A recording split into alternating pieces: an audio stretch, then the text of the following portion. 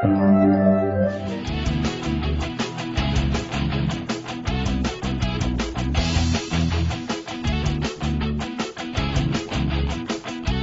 first generation Honda Pilot, it's a pretty tough act to follow. In fact, it was one of the first car-based three-row SUVs available on the market, and it scored really well on our test. But nowadays, almost every manufacturer has a car-based three-row SUV, so Honda redesigned the Pilot. This time around, they made the styling a bit more boxy, more truck-like. How does this Pilot do in our test? Let's find out.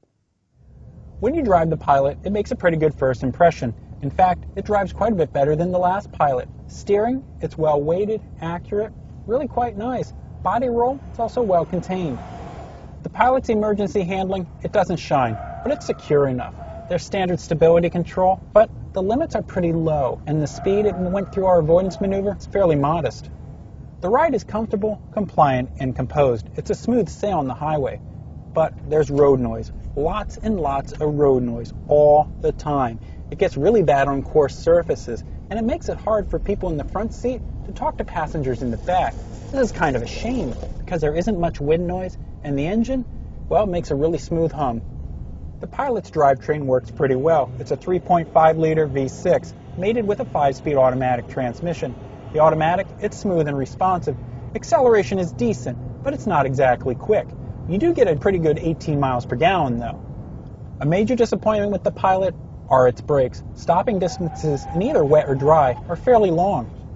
The visibility out of the Pilot is decent. There's large glass area, although some of the rear roof pillars get thick. When you're backing up, though, one nice feature, on higher trim levels, you get a standard rear view camera. It's located in the mirror, so you don't need a navigation system.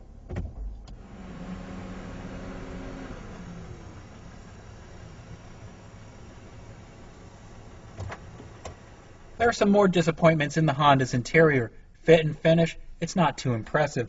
Lots of hard plastics, many of them look kind of cheap. There's also a whole lot of fit lines and some pretty large gaps. The controls, well, you have a big center console, but for some reason, Honda clusters all the controls together down the middle. There's a lot of similar looking buttons, especially for the climate controls.